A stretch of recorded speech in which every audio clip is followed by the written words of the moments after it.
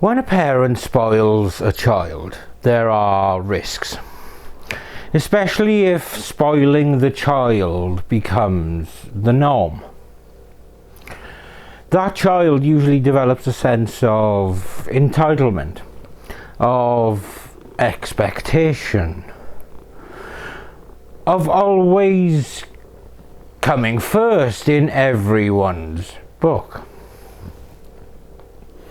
When this has continued for years, these behaviours become ingrained and entrenched to such a point that when something goes wrong or someone has the audacity to say no, the reaction tends to be extreme, since it is so unbelievable that things could go a different way.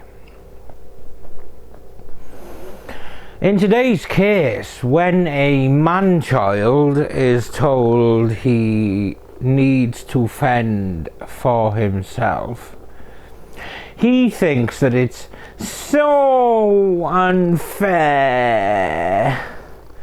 that he develops a plan to get the money he feels he's entitled to. Because this cockwomble had some level of education and training in biology, he thinks he can use science to commit the perfect crime. But like most spoilt shit biscuits, he's lazy and takes shortcuts. So the authorities soon close in on him.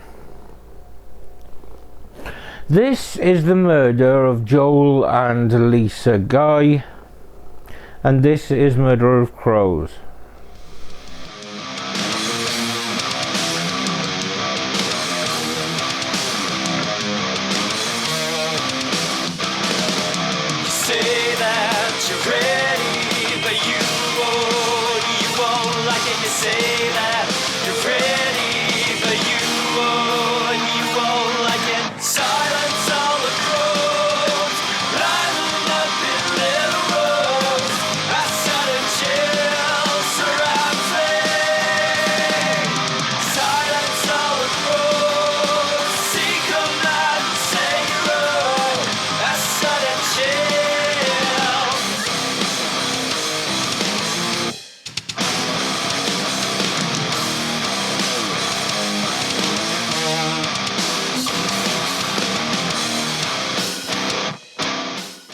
Our story starts with the birth of a lovely baby boy. Joel and Lisa Guy already had children, or at least Joel did. Joel had 3 daughters already by the time he met and married Lisa.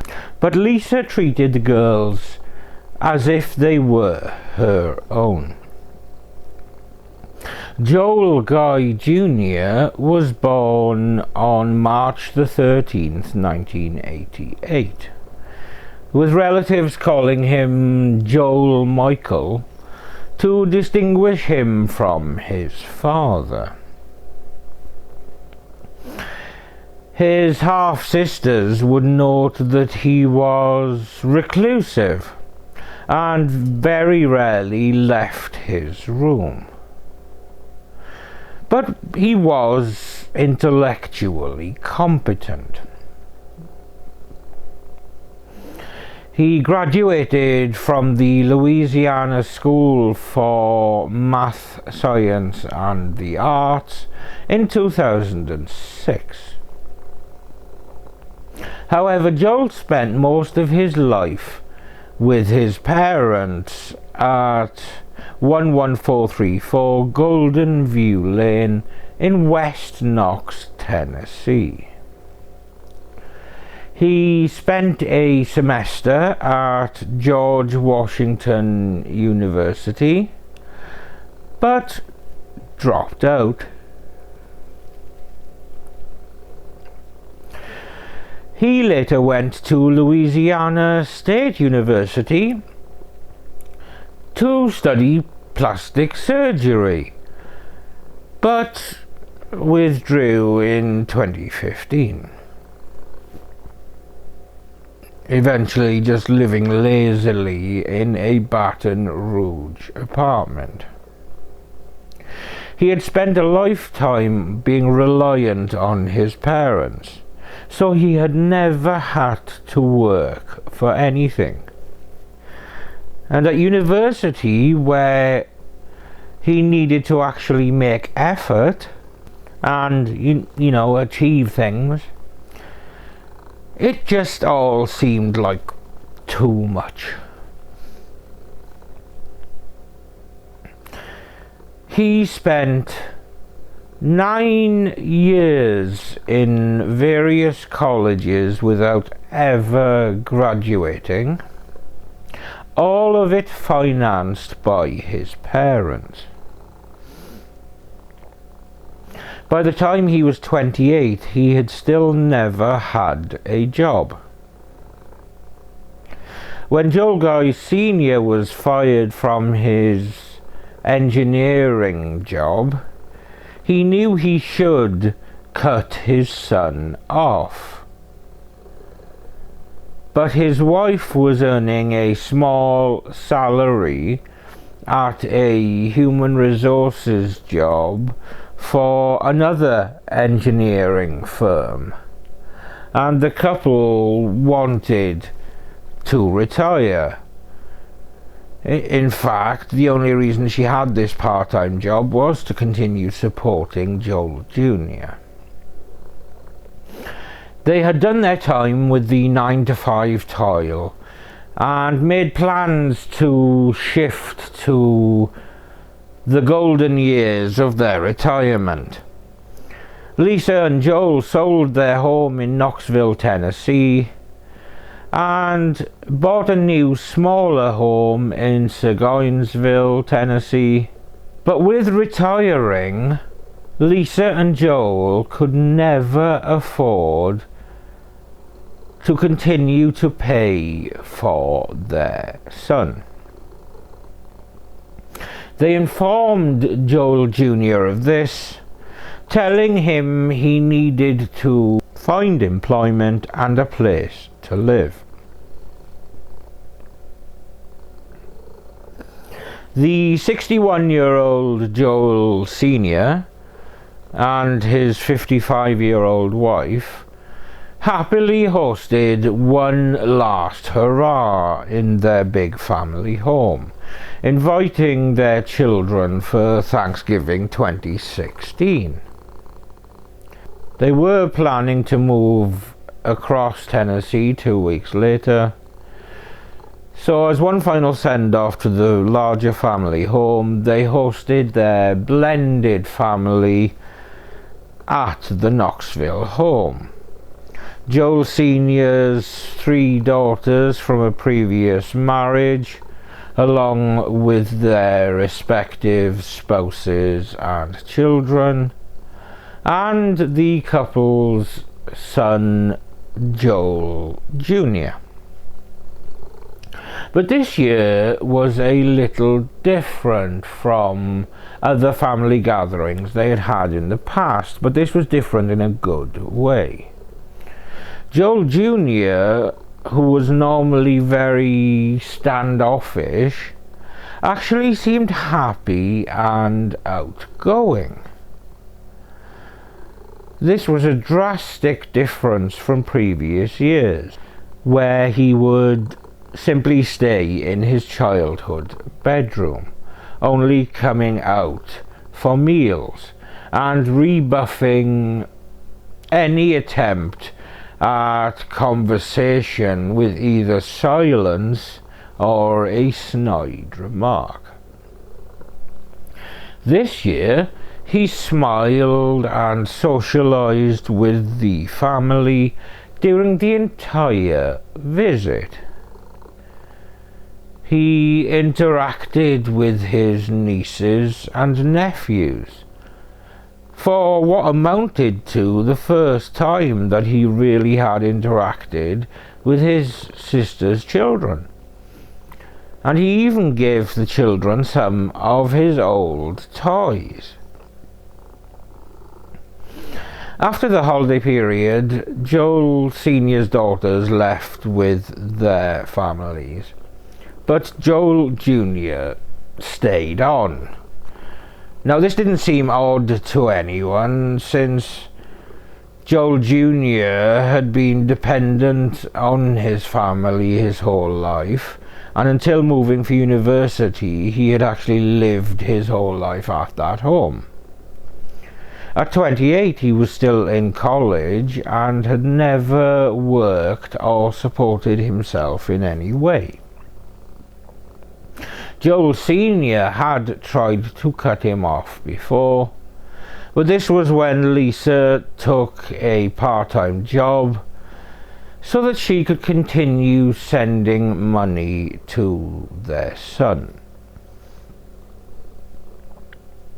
And although she was primarily doing it so she could provide for Joel Jr., Lisa was very good at her job and was very well liked by her co-workers.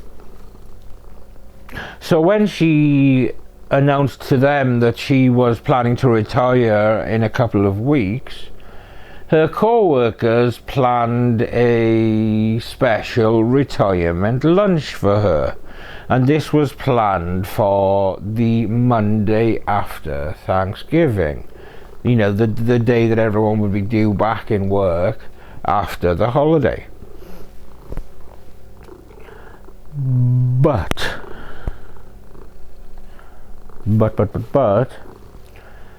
when she didn't show up for work that Monday, her co-workers were worried. Lisa was always dependable. She would have called if she was going to be absent. And in addition, she wasn't answering her phone. So her supervisor called the Knoxville police to request a welfare check. And that's when things took a turn.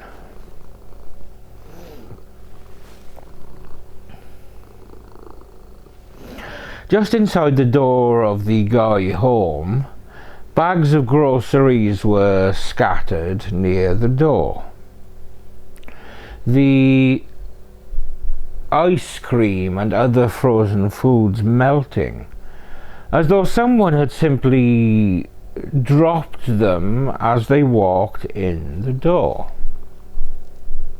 Several large jugs of bleach, rolls of trash bags, and other cleaning supplies just sat on the kitchen floor and the kitchen table. And on the stove was a large stew pot with a lid on it, with the burner on beneath it. Not knowing what else was happening around the house, the police officer simply turned the burner off for safety, and they continued around the house.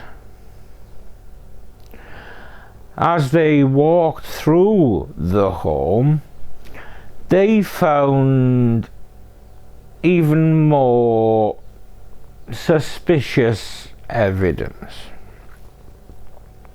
On the staircase, they found blood stains on the carpets and walls. And nearby, they saw that the thermostat had been turned up to full. They could also hear a dog barking from somewhere upstairs. Upon going upstairs, police found bloody knives and Joel Sr. and Lisa Guy's clothing rather ominously placed in piles on the floor, along with large containers of drain cleaner, hydrogen peroxide and other chemicals.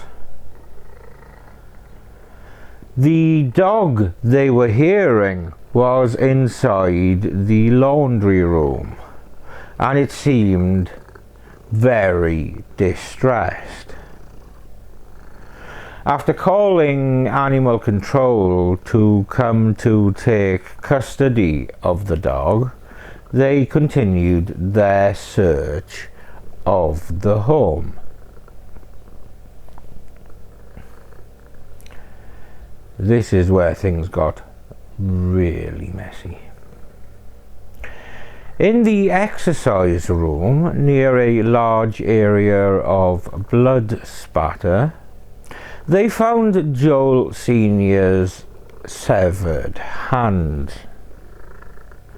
What the actual fuck? Then in the master bathroom they found something that would stay with the detectives for years, if not for life. In two large blue plastic bins, the dismembered remains of the guys were submerged in acid, dissolving in a diabolical stew of human remains, that being a quote from one of the officers. As investigators recovered the guy's remains from the house, they realized that Lisa's head wasn't in the tubs. You may gather where I'm going with this. They would later find it in the stew pot that had been bubbling away on the stove. You cannot write this shit, I swear to you. Kitchen area.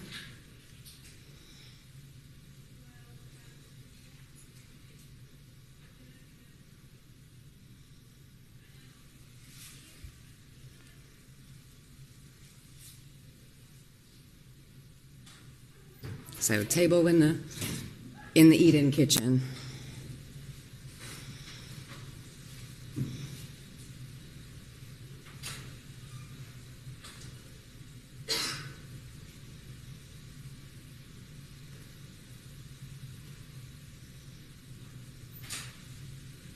Random items in the kitchen floor.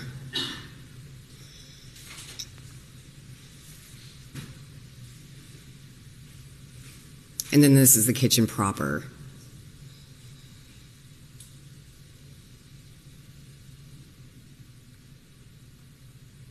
So it's important to note here that the stovetop is on in this large stock pot. At this point, do you have any knowledge of anything being inside of the stock pot? No.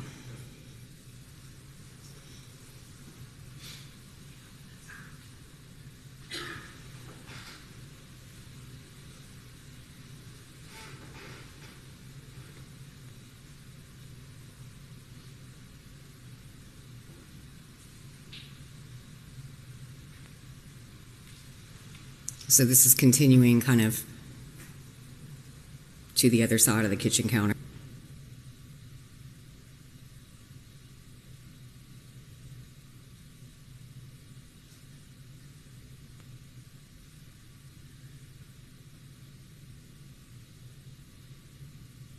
So there's some reddish brown staining right here, and we refer to things that we believe to be blood as reddish brown staining in forensics before they're tested and confirmed by a lab to be blood.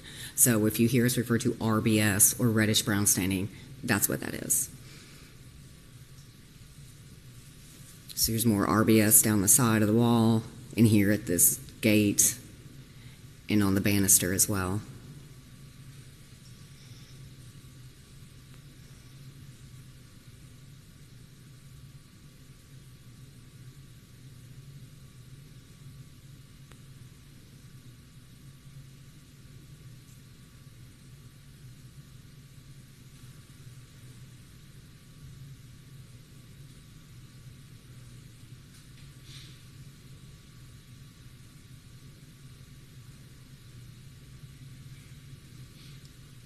So this is just the landing at the top of the stairs, just kind of a small, almost foyer type area.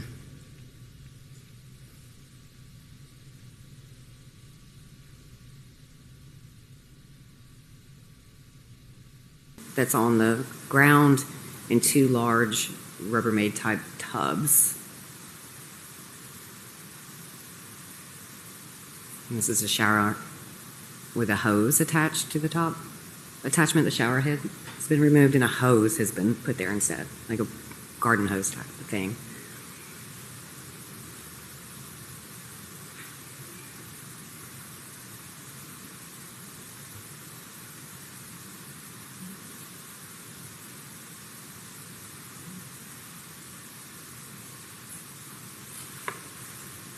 In your own words, I know it may be difficult, but if you could describe to members what you observed in the two tubs.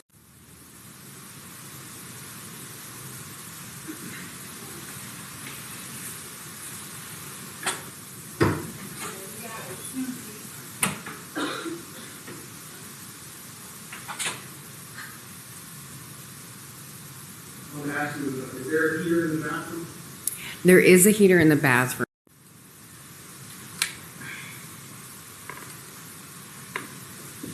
This is just the closet, one of the closets in the master bedroom.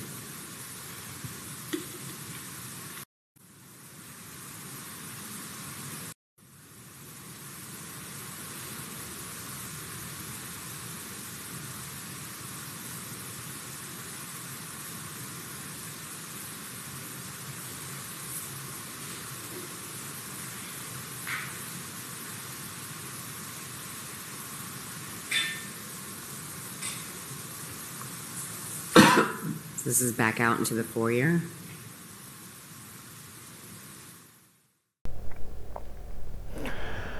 An autopsy would determine that the guys had been stabbed dozens of times each. They were then dismembered and their torsos cut open to facilitate the acid solution dissolving their remains. Further searching revealed a wealth of clues within the guy's home. The most damning piece of evidence: a spiral notebook that prosecutors would call the Book of Premeditation, found in Joel Jr.'s childhood bedroom. It was filled with handwritten to-do lists describing how to kill the guys and dispose of their bodies, including bullet points like "Get killing knives," "Bring blender and food grinder, grind meat," and "Flush chunks down the toilet, not garbage disposal." It also included notes about how to dissolve their remains, including turning the heater all the way up to speed up the chemical reaction with the acid. There were also notes about how much money and assets, including insurance money, that the guys owned. Because of course you write it all down and leave it in plain sight. Jesus Christ on a very fancy bicycle. What is wrong with this dude? Oh. In questioning the guy's friends and family, police learned that Joel Sr. and Lisa had recently decided to retire. They had just sold the home in Knoxville, the one that they had been murdered in, and had purchased another smaller home in Gainesville in northeast Tennessee. Before they were killed, they had told several people that they were going to break the news to Joel Jr. that they were no longer going to support him. So he was going to have to stand on his own 2 feet. But that's so unfair! How very, very dare they! Anywho,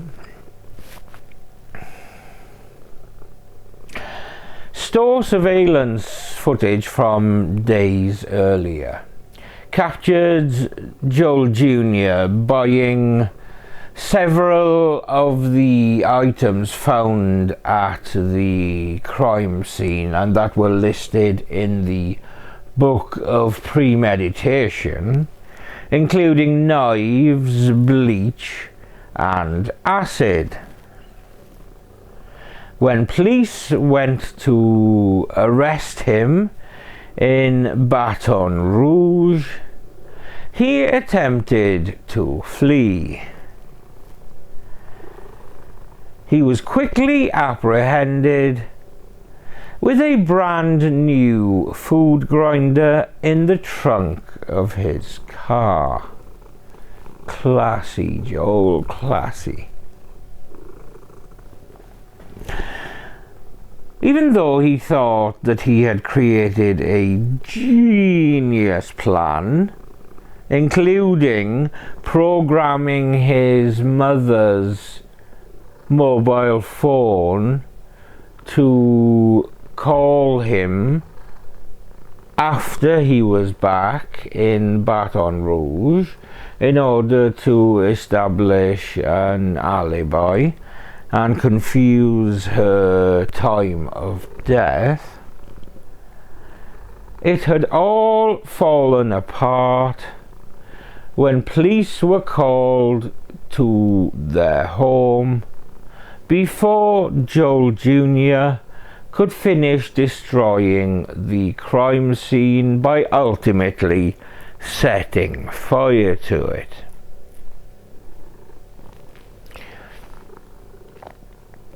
Joel Guy Jr. was quite rightly charged with 2 counts of first-degree murder, 3 counts of felony murder, and 2 counts of abuse of a corpse. His trial began on September the 28th, 2020. I will show some of the trial footage. And I remember the first time that I actually saw this cockwomble, and just 2 words came into my mind that perfectly described my thoughts upon seeing him for the first time. bumbling lummox.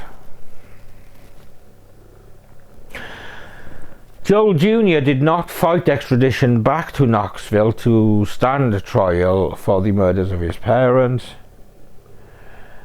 And for some weird reason, he pleaded not guilty to all of the 7 charges against him. Because, of course he wasn't guilty. Because it's not fair. But I digress. Ladies and gentlemen, thank you very much for your time and attention this week. I want to thank you in advance. We expect to prove to you beyond a reasonable doubt that on November the 26th of 2016, Joel Michael Guy Sr. was viciously attacked in his home in the exercise room that he had upstairs. During this assault, he sustained 42 sharp force injuries. You're going to hear proof from the medical examiner and from a forensic anthropologist about these injuries. And what you're going to hear is that these injuries were so severe that marks were left on his ribs, 12 of his ribs, marks ranging from scratches to complete severing. The medical examiner is going to tell you that the cause of his death was multiple sharp force injuries that caused damage to his lungs, to his liver, and to his kidneys. He sustained a wound to his scapula, which is where your shoulder is, and it was such a severe wound that a fragment, you're going to hear testimony that most of the stab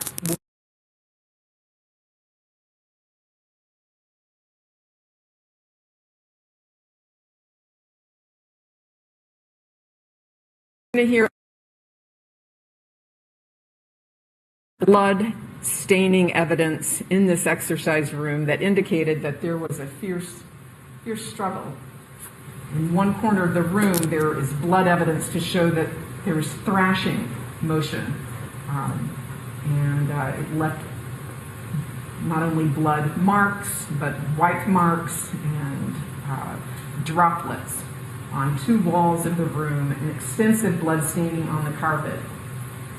You will hear that he sustained defensive injuries on both of his hands, which indicate that he was fighting, and he fought for his life. And his hands were sliced. And you're going to see photographs and hear testimony about the nature and the extent of these injuries. After he was murdered, the killer disrobed him, meticulously took off his clothes, his shoes, his pants, his shirt and jacket, left them in a heap on the carpet. He left Joel Sr.'s cigarettes on top of the pile, and they were blood-stained. He left his hands in the room. At some point, Lisa Guy came home, and she too was subjected to a violent assault. And you're going to hear testimony and see proof of her injuries. She was stabbed 31 times, and she sustained serious injuries to her ribs. She had 21 rib injuries. 21. 9 of her ribs were severed. And you will hear a forensic anthropologist talk to you about the variation of the injuries to her ribs, indicating not just slice marks, scratches, severing, but also evidence that the sharp instrument used to stab her twisted into the cartilage of her ribs. The trial itself only lasted 4 days. And the entire time, Joel Guy Jr. sat there showing no real emotion other than boredom and detachment. The prosecution argued that Joel Jr. had attacked his father while he was on his treadmill in the exercise room, then ambushed his mother when she came home from the grocery store, hence the groceries having been dropped by the door. He then dismembered them in the shower and placed their remains in the acid solution, apart from his mother's head. Obviously, he was cooking it. I have no idea why. Apparently, however, he had cut his hand during his crimes, so he was forced to interrupt his crime scene cleanup to go to a store for first aid supplies, where he was caught on camera.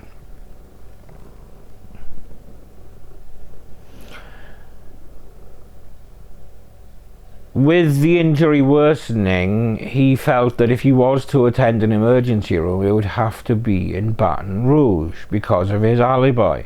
So he returned to Baton Rouge for more emergency care.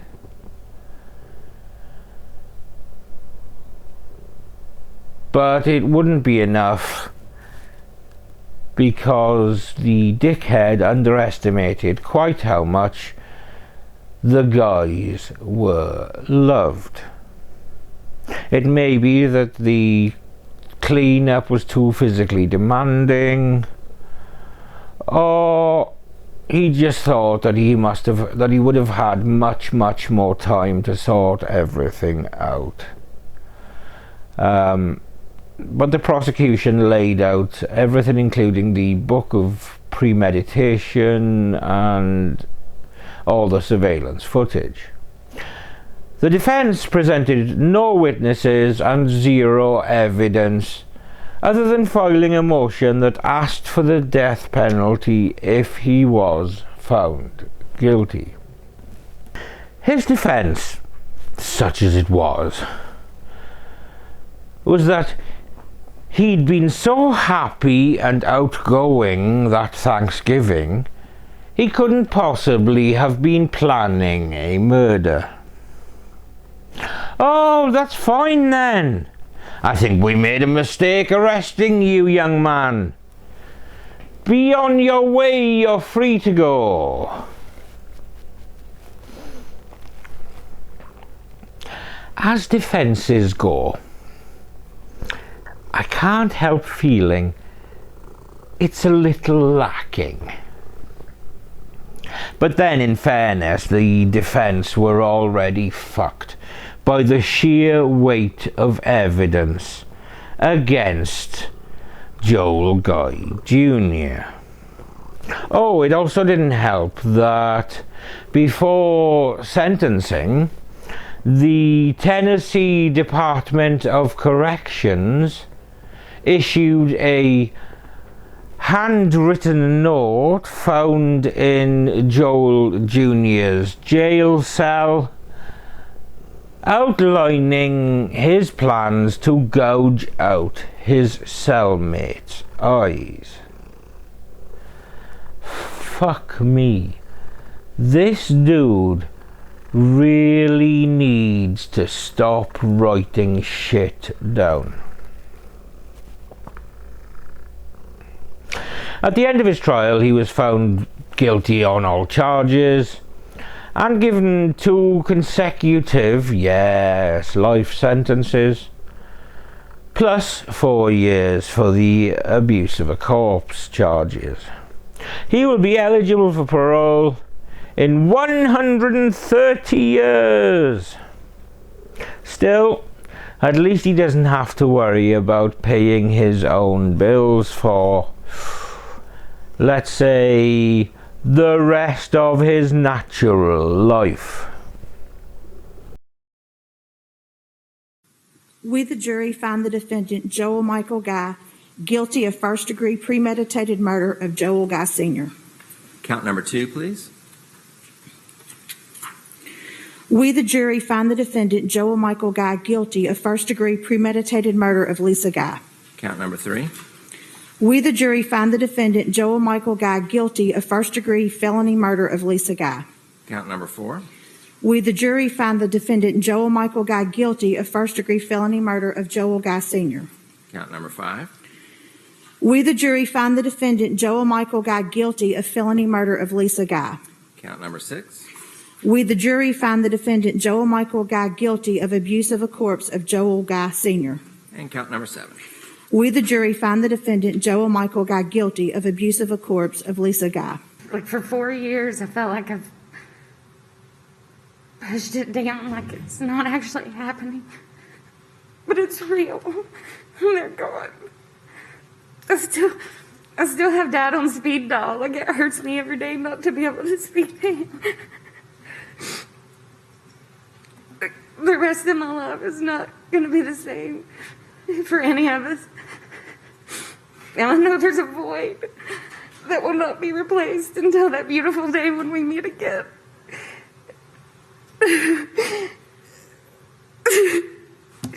Thank you, Your Honor. I'm sorry.